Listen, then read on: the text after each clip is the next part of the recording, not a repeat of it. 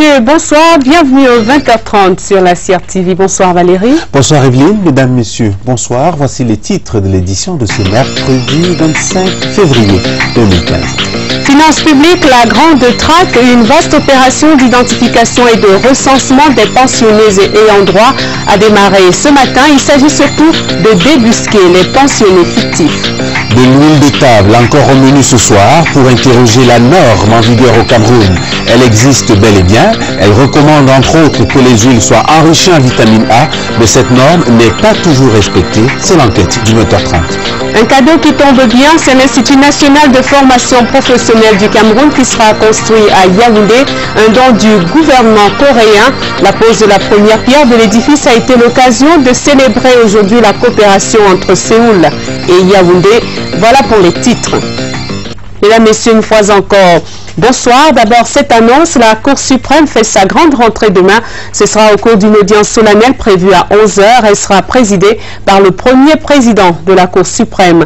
Tous les chefs de cour d'appel, des juridictions inférieures en matière de contentieux administratif et des juridictions inférieures des comptes y sont attendus en robe. Le ministère des Finances traque les faux retraités qui émargent au budget de l'État. Une opération d'assainissement du fichier des pensionnés est lancée sur l'ensemble du territoire national. Elle a été faite officiellement ce matin à Yaoundé. Des équipes conjointes du ministère des Finances et du ministère de la Fonction publique sont sur le terrain pour un travail d'identification des pensionnés et des ayants droit. Le but est de procéder à un décompte physique pour, à terme, extraire des fichiers tous les retraités fictifs. Cette opération entre dans le vaste cadre de l'assainissement des finances publiques et de la maîtrise de la masse salariale de l'État. Elle est prévue pour durer 3 mois. Le reportage de Florence Ndeng. Perception de Ngwaekele ce matin à Yaoundé. L'équipe mixte fonction publique-finance de l'opération de recensement est en place. C'est que parmi ces pensionnés qui attendent de percevoir de l'argent, il y en a qui le font la peur au ventre parce qu'ils le font de façon frauduleuse. Il s'agit entre autres des veuves remariées, des orphelins de plus de 21 ans, des agents publics retraités mais signalés comme étant encore en fonction et même ceux munis des procurations des ayants droit décédés qui continuent de percevoir de l'argent. Il y a lieu d'améliorer déjà au niveau de notre système informatique pour suspendre automatiquement dès que les orphelins auront atteint l'âge de 21 ans, de les supprimer automatiquement, de veiller à améliorer donc le système informatique. Il faut sensibiliser quand même les ayants droit au niveau des directions des ressources humaines, des ministères qui élaborent les actes de liquidation des droits à pension, parce que l'ayant droit peut se dire qu'il peut continuer à toucher la rémunération de l'auteur de droit alors qu'il ne peut pas le faire au-delà d'un mois après le décès du concerné. En 2006 déjà, pareille opération avait été lancée. 13 000 agents fictifs ont été rayés du fichier et 5 milliards de francs CFA recouvrés par l'État. Mais cela n'a pas arrêté le mal, d'où l'association cette fois du ministère de la Fonction publique dans cette vaste opération de nettoyage. Le ministère de la Fonction publique s'occupe de la gestion des ressources humaines de l'État. Il élabore, le ministère de la Fonction publique, les actes de liquidation des droits. Et nos équipes qui sont dans cette opération ont pour mission de pouvoir détecter les actes qui peuvent s'avérer faux. Il s'agit maintenant de sensibiliser les familles, les ayants droit et les agents publics retraités. Ils doivent se rapprocher des banques et autres postes comptables pour se faire recenser. Le gouvernement coréen apporte sa contribution à la formation des jeunes Camerounais. Il vient de décider de construire un institut national de formation professionnelle au Cameroun. La pose de la première pierre de cet édifice a eu lieu aujourd'hui à Yaoundé. Le bâtiment sera situé au quartier de la Vallée et va contribuer à l'accomplissement des missions du ministère de l'Emploi et de la formation professionnelle. Zachary Pérévet était entouré de nombreux membres du gouvernement et de l'ambassadeur de la République de Corée au Cameroun pour la cérémonie de ce matin. Voici le reportage de Valérie Haïda. 3,2 milliards de francs CFA. C'est le montant de l'enveloppe allouée par l'Agence coréenne de coopération internationale COICA au gouvernement camerounais pour la réalisation de ce projet. L'Institut national de formation professionnelle et du développement des programmes permettra au Cameroun de faire des avancées considérables dans le domaine industriel. Cet institut va former les formateurs, ceux qui voudraient bien se former, que ce soit au niveau des industries ou des autres administrations, viendront améliorer leurs compétences. On va élaborer des documents de pédagogie puisqu'il y aura une unité d'imprimerie au sein de cette structure. Il y aura une structure de formation en ce qui concerne les TIC. Outre la construction et l'équipement des bâtiments, le gouvernement coréen prêtera au Cameroun des experts du domaine de l'éducation et de la formation professionnelle. Ce projet apportera une contribution à la réalisation de ce projet Vision 2035. J'apprécie profondément les efforts du gouvernement camerounais à la réalisation de ces projets. Le ministre Zachary Pervet, entouré de nombreux membres du gouvernement, a posé la première pierre de l'Institut qui d'ici 2016 se dressera majestueux en face de l'imprimerie nationale au quartier administratif à Yaoundé. Le Cameroun accueillera au terme de cette année 2015 environ 300 000 réfugiés, un chiffre qui illustre les situations difficiles que peuvent vivre les pays voisins du Cameroun, le Nigeria et la Centrafrique par exemple. C'est dans ce contexte que le comité interministériel ad hoc chargé de la gestion des situations d'urgence concernant les réfugiés au Cameroun tient sa 5e session depuis ce matin à Yaoundé. Le comité ad hoc réfléchit sur un récapitulatif de l'assistance apportée aux réfugiés, l'élaboration d'un plan d'action et d'un chronogramme d'activité du comité pour l'année 2015. Les travaux sont présidés par le ministre de l'administration territoriale et de la décentralisation, René Emmanuel Sadi. Le compte rendu de Françoise Coquituès. 8 régions du Cameroun sur 10 sont touchées par un flux massif de réfugiés, dont 245 000 centrafricains et environ 53 000 Nigérians. Ils se trouvent pour l'essentiel à l'Est et dans le septentrion. Les ministres de la Santé, de la Défense, des Affaires sociales, de l'économie, mais aussi les représentants du ministre des Travaux publics et de la présidence de la République se sont donc mobilisés autour de René Emmanuel Sadi pour relever le défi de cette situation d'urgence. Au niveau de l'Est, nous avons 50% des réfugiés qui sont toujours accueillis d'une manière très solidaire et très généreuse par les familles camerounaises. C'est pour cela que l'appui au niveau de l'assistance humanitaire n'a pas concerné uniquement les réfugiés dans les sites, mais a également concerné l'appui aux familles d'accueil. La 5e session du comité interministériel ad hoc chargé de la gestion des situations d'urgence concernant les réfugiés au Cameroun se tient dans un contexte particulier. Par rapport à l'extrême nord, nous avons eu également un deuxième foyer de conflit suite aux attaques justement du groupe armé de Boko Haram. Et dans ce cadre, encore une fois, le gouvernement a mis à la disposition du système des Nations Unies donc un terrain au niveau du Minawao. Les travaux du comité achevés, le ministre de l'administration territoriale a présidé la cérémonie de remise officielle d'un don accordé au Cameroun par une société de la place. 200 tentes destinées aux réfugiés.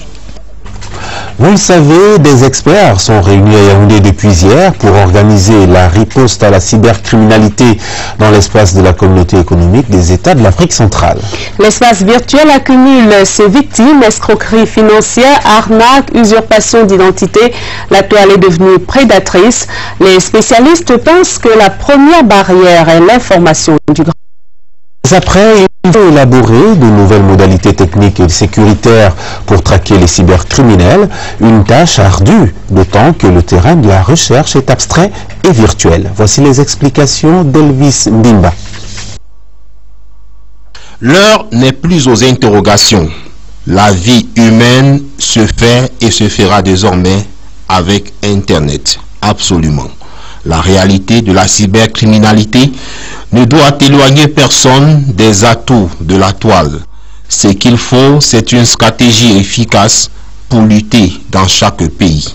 Le gouvernement, à travers l'Antique, a pris un certain nombre de dispositions, mis en place de notre recette centre d'alerte et de réponse aux incidences cybernétiques qui surveille en permanence, en temps réel, les ressources critiques dans notre cyberespace afin de détecter les vulnérabilités et les failles de sécurité. La deuxième solution que nous avons mise en place, c'est notre PKI, infrastructure à clé publique, qui est utilisée pour sécuriser les transactions électroniques. Et troisième solution, c'est les audits de sécurité.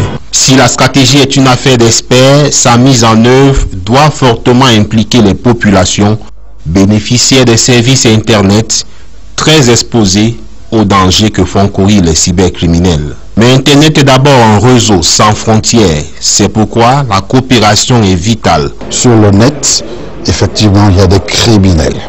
Il y a des cybercriminels. Et ils ont besoin d'être traqués. Et c'est une bonne chose que les États se mettent ensemble.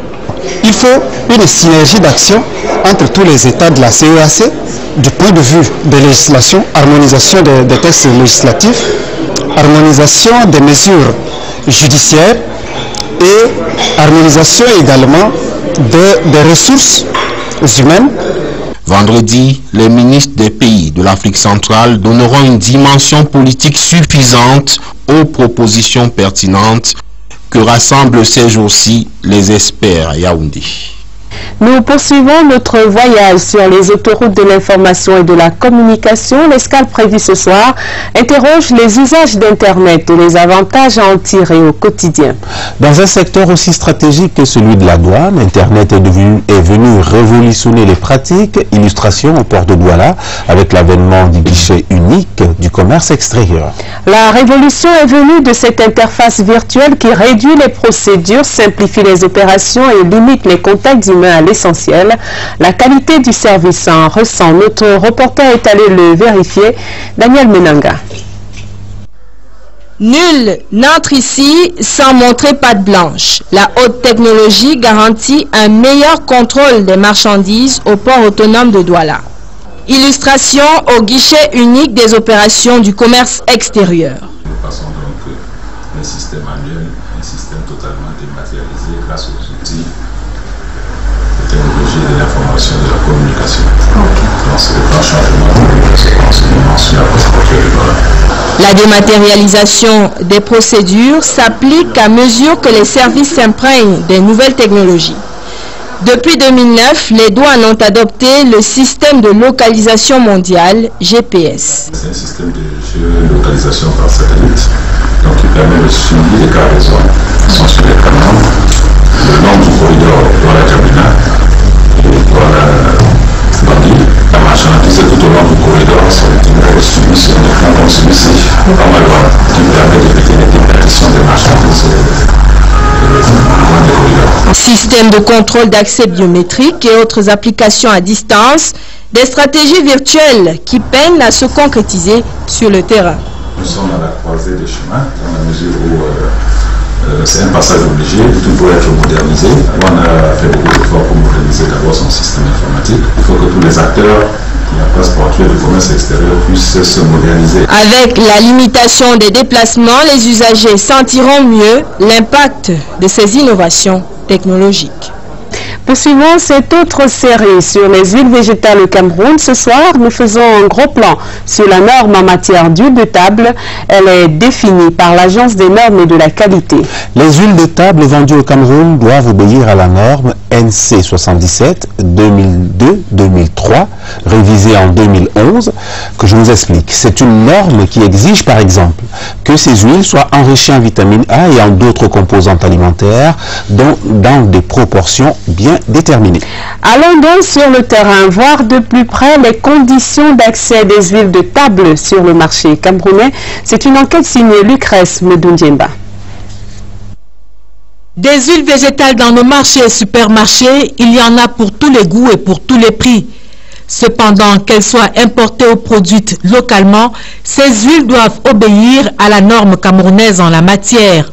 Les huiles retrouvées sur le marché camerounais doivent répondre à la norme camerounaise NC 77 de 2002, révisée en 2011. Alors le nom de cette norme, c'est huile végétale portant un nom spécifique enrichi en vitamine A. Et cette norme repose sur un certain nombre de critères essentiels, dont l'enrichissement à la vitamine A. Il y a 6 paramètres lorsque nous certifions une huile dont nous tenons compte. Il y a l'indice d'acidité, l'indice de peroxyde, les impuretés minérales, ce qu'on peut retrouver dans une huile, d'accord, en suspension, l'arsenic qui est un métal lourd, l'indice d'iode et la fameuse vitamine A. Seulement, cette norme est parfois sacrifiée sous la table des intérêts égoïstes. De l'huile raffinée mélangée à l'eau, il y a de tout. Au marché, une langue se délie. Le vrac qu'on nous vend, il y a un mélange d'eau. Les femmes qui viennent acheter, elles viennent se plaindre que c'est nous qui mélangeons ça avec l'eau et que ce n'est pas nous. Nous, on est là juste pour revendre. On constate qu'on prend l'huile de palme, on cuit ça. Quand on a déjà cuit ça, on mélange avec le raffiné. C'est le genre là qui dort. Le matin, surtout quand il n'y a pas le soleil. Nous ne savons pas si c'est à l'usine ou c'est les grossistes qui font ce travail. Mais ça, ce n'est que la partie visible de l'iceberg. C'est que certains producteurs locaux et importateurs d'huile végétale ne croient pas devoir certifier leurs produits. Il y a notamment aussi les fabricants qui décident de se passer des services de la NOR et qui arrivent effectivement aussi à vendre leurs produits. Donc il y a un problème de fraude, de contrefaçon et de trafic. Et la NOR n'a malheureusement pas d'influence sur ce problème. Et c'est sur ces malfaçons que bute la brigade de contrôle et de répression. Alors les nutritionnistes proposent un éventail de bonnes pratiques aux ménagères. Il faut par exemple éviter d'utiliser la même huile de friture plusieurs fois, comme le font ces vendeuses de beignets et de poissons. Il serait prudent de prendre une huile de marque, parce qu'il y a des huiles qui sont reconditionnées et qu'on retrouve dans des bouteilles Tanguy, des huiles qui sont dans des gros bidons. Lorsque la couleur d'une huile aromatée, la plupart du temps, c'est des huiles qui soit ont été utilisées et qui ont dépassé un point critique. Ce qu'une femme doit faire, c'est de vraiment ne pas trop chauffer son huile, utiliser beaucoup plus l'huile en fin de cuisson.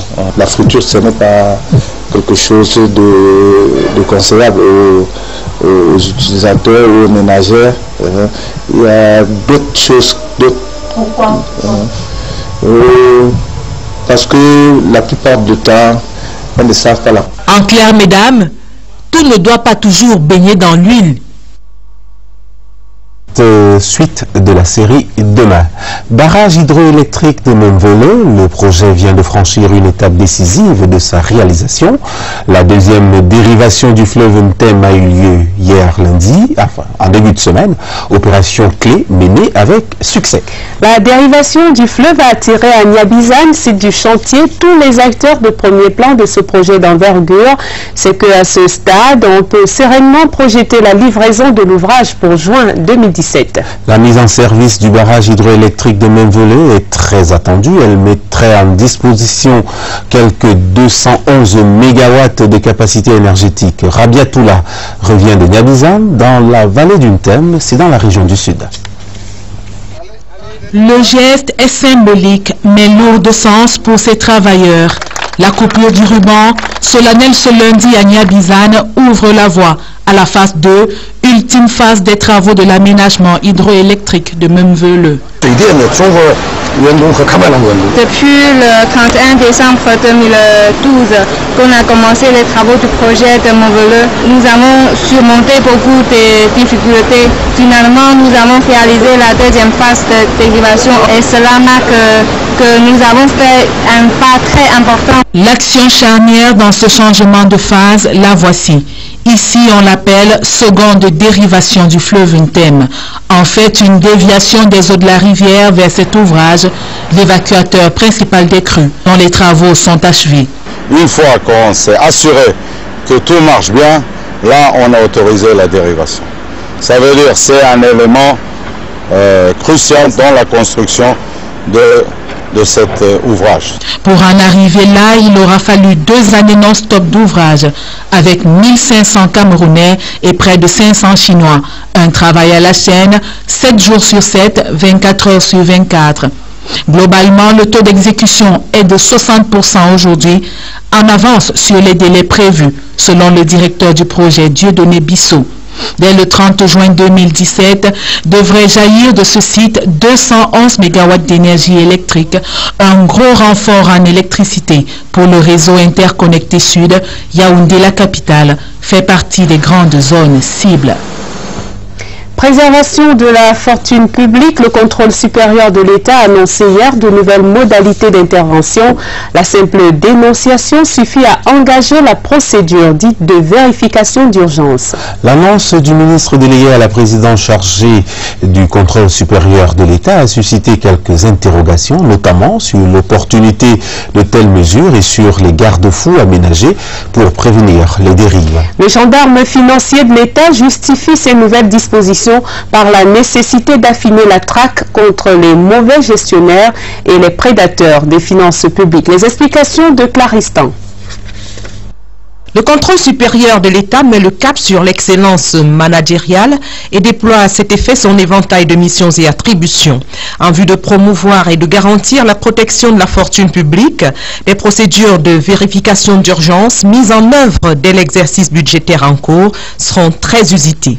C'est une innovation, un mécanisme qui va nous permettre de mettre en branle une partie de nos actions, c'est-à-dire recevoir du public, des citoyens, de n'importe qui, des dénonciations, des plaintes, des informations, collecter ces informations, les exploiter, mettre en branle l'action du contrôle supérieur.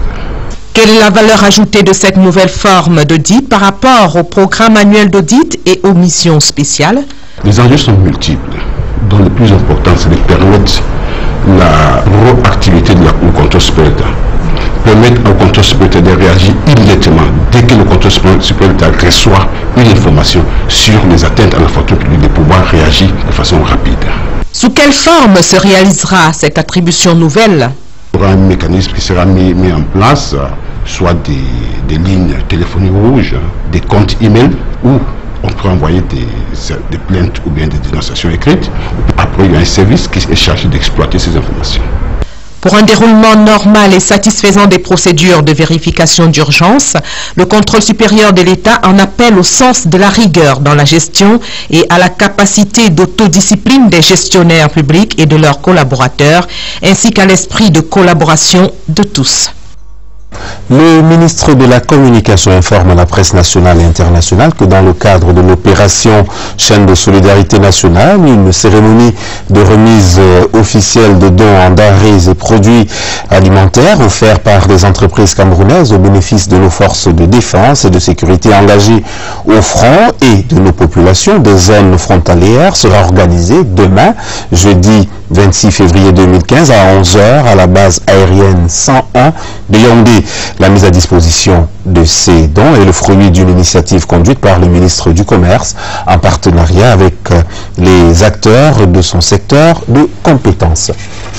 En santé, on avait presque oublié le grand ramdam autour du planning familial. Le concept était à la mode au début des années 90. Le ministre de la Santé publique, la ramène, André Mamafouda, a lancé aujourd'hui la semaine de repositionnement de la planification familiale au Cameroun.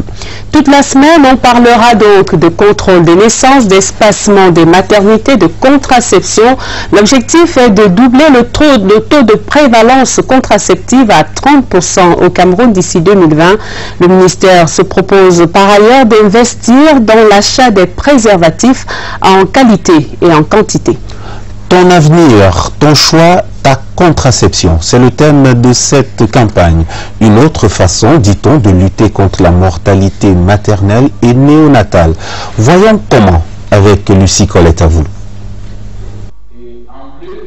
Le Cameroun se caractérise par un taux de mortalité maternelle assez élevé depuis 10 ans environ. Environ 7000 femmes perdent la vie suite aux complications liées à la grossesse, à l'accouchement ou au suite de couches chaque année dans notre pays. Et pourtant, les préservatifs masculins et féminins, la pilule ou encore les implants sont des méthodes modernes de contraception capables d'aider à éviter ces nombreux cas de décès. Même si on note ici et là quelques résistances de la part des hommes. Le problème aussi, c'est les hommes Quand un homme ne veut pas que sa femme prenne une méthode de contraception, c'est très compliqué pour la femme d'aller chercher la méthode. Ce qui est important, il faut que les gens comprennent que la planification familiale va sauver les vies. Parce que une des causes de mortalité maternelle, c'est les avortements à risque. Face à l'ampleur de la mortalité maternelle et à la faible prévalence contraceptive, qui est de 16% chez les femmes, la planification familiale apparaît comme une intervention prioritaire pour la réduction de la mortalité maternelle au Cameroun. Le projet d'établissement de la stratégie pour la durabilité des revenus et la gestion de la ressource naturelle évalue ses activités depuis ce matin à Yaoundé. Et pendant 2 jours, les participants qui se recrutent parmi les chercheurs, les représentants d'organisations internationales, les administrations publiques impliquées feront le point sur les acquis de ce projet depuis bientôt 4 ans. C'est en vue de l'organisation en novembre prochain d'une conférence internationale sur la vulgarisation des résultats de certains travaux de recherche de ce projet, comme les innovations dans la production du manioc. Le compte rendu d'Adrien Babaïgué. La gestion durable des ressources forestières au Cameroun fait l'objet d'une attention particulière du gouvernement. Il y a 3 ans et demi, le Japon et le Cameroun ont mis sur pied le projet FOSSAS. Celui-ci a pour objet d'améliorer les moyens de subsistance des populations rurales en intégrant les grands enjeux de l'heure tels que la protection des ressources naturelles. Voir avec les populations comment est-ce qu'on peut améliorer le rendement par unité de surface. Comment est-ce qu'on peut raccourcir par exemple la période de la jachère. Il y a la possibilité de continuer de travailler la même portion de terre parce qu'on a développé des technologies qui sont de nature à entretenir la fertilité de ces sols-là. Tout en valorisant les connaissances endogènes des populations, le projet à travers ses différentes composantes a pu, selon son coordonnateur, apporter un plus dans la vie des populations des sites pilotes à travers les travaux de certains chercheurs. Dans le village Biitili, non loin des Bolova dans le sud, comme à Ndom, à l'est du Cameroun, certaines variétés de manioc et de bananes ont été introduites avec des résultats satisfaisants. Il s'agit de voir dans la durabilité de cette production quelle est la variété qui continue de vous donner année après année suffisamment de rendement pour justifier son utilisation sur la durabilité. Les problématiques d'érosion de sol, de déforestation font également l'objet de l'attention particulière des chercheurs. L'atelier de regroupement des chercheurs du projet FOSSAS de ce mois de février va permettre de rassembler les résultats des différents chercheurs et surtout définir le plan d'action 2015 du projet. Le scénario est le même à l'approche du 8 mars, la course au pagne de la Journée internationale de la femme. La cotonnade est pourtant annoncée disponible depuis la mi-janvier. Mais l'intérêt monte au fur et à mesure qu'approche la date de la célébration. Institutions et individus se pressent dans le seul lieu de vente agréé. Du coup, les files d'attente sont interminables. Mais malgré tout, rien n'arrête ces braves dames.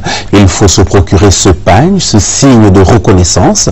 Les plus malins et plus malignes ont déjà aménagé des circuits parallèles. Du coup, les spéculateurs font de bonnes affaires. Notre reporter a tenté de se procurer le pain du 8 mars. Serge Atangana Bissot, c'était pour son épouse. Reportage. Les plus promptes sont déjà chez la couturière. Elles se sont ravitaillées ici ou là. Boutique Sicam, 9h ce mercredi. Magasin coupé pratiquement en deux. Les préposés à la vente des autres articles, serviettes et pagnes, chôment. Un gardien bien musclé veille sur le précieux produit. Le 8 mars concentre toutes les énergies. Le pain de la femme est disponible chez nous depuis le 19 janvier dernier. La folie est de retour, donc depuis cette date, nos points de vente ne désemplissent pas. 2 rangées de moyenne taille laissent encore le loisir avant midi aux guichetières de la SICAM de servir avec le sourire. Passé midi, c'est la folie. Les plus malins arrivent donc avant, souvent en petit comité. Ce sont les pains destinés à l'association Dignité. Dignité créée par la regrettée feu Maman Rosette. Elles sont 1 ou 2 centaines. Même du vivant de Maman Rosette, on l'a toujours fait. Je suis là pour acheter les pagnes du ministère des Sports. Les particuliers achètent aussi. Normalement, c'est pour madame à la maison. Seulement, quand on prend plus d'une pièce, parfois la langue fourche sur le deuxième bénéficiaire. Non, ça va. On est obligé d'acheter pour satisfaire le besoin de nos femmes. On ne dort pas. Si vous n'achetez pas, c'est des problèmes. J'ai acheté 2 pagnes pour ma femme et mes enfants, les filles. Les acheteurs de mercredi se sont plaints de la nuance Bordeaux qui manque. Pas de quoi se biler, apparemment. Nous sommes approvisionnés tous les matins. Il se fait que ce matin, 25/2/2015, nous avons reçu la variante jaune. Mais à partir de demain, tout va se normaliser. Tous les jours, nous sommes approvisionnés. Nous pouvons vous rassurer, tous nos points de vente sont approvisionnés. Et ceux qui veulent acquérir le pain, ils auront. La concurrence, elle table justement sur de telles opportunités. Au nez et à la barbe de la boutique SICAM, les spéculatrices ont justement le Bordeaux contre 7000 francs. 200 francs de plus que là-dedans. L'argent de taxi, disent-elles. Les pains s'en vont comme des petits pains. Mais quel taxi? Juste pour franchir le palier? Quand on vous dit que ce 8 mars-là prend la tête de ces dames. Avec ces jamais sans notre pagne. Des investisseurs espagnols s'intéressent au Cameroun. Un groupe d'hommes d'affaires venus de Barcelone et d'autres grandes villes d'Espagne prospecte depuis le début de la semaine dans notre pays. Et parmi les secteurs qui les intéressent, il y a le tourisme. Ils ont été reçus par Bello Bouba Maigari qui leur a présenté tous les atouts de ce secteur au Cameroun. Ces Espagnols ont montré un intérêt certain pour notre Afrique en miniature et pourraient bientôt prendre des options claires d'investissement. Le compte rendu de Florence Ndeng. Le groupe d'investisseurs espagnols propose un certain nombre de projets alléchants. Il s'agit entre autres d'ouvrir les vols charters entre l'Espagne et le Cameroun, de construire les hôtels et de reprendre en gérance ceux appartenant à l'État et les rénover, d'investir dans les logements sociaux, l'industrie agricole et pharmaceutique. Nous sommes un groupe de plusieurs entreprises et notre intervention va porter sur des secteurs que nous voyons également prioritaires ici, notamment le transport. Nous avons le projet de charter entre l'Espagne et le Cameroun. Nous avons l'agriculture. Nous voyons qu'il y a un potentiel au niveau de l'agriculture. Et la santé. Donc nous avons beaucoup de médicaments à proposer. Nous avons la voirie urbaine et aussi toutes les infrastructures qui peuvent, n'est-ce pas, orner nos villes. À ces Espagnols associés aux opérateurs économiques camerounais, le ministre du Tourisme, Bello Bouba Maigari, a dit qu'il a mis à leur disposition toutes les facilités et les informations nécessaires sur leur possible installation au Cameroun. C'est un groupe composé d'hommes d'affaires dans différents domaines qui ont pris l'initiative, encadrée par l'ambassade du Cameroun en Espagne, de créer, parce qu'ils sont véritablement convaincus des potentialités de notre pays sur le plan économique et touristique, de créer un centre de promotion économique et du tourisme entre nos deux pays. Parmi ces hommes d'affaires, il y en a qui sont spécialisés dans la fabrication du matériel de sécurité.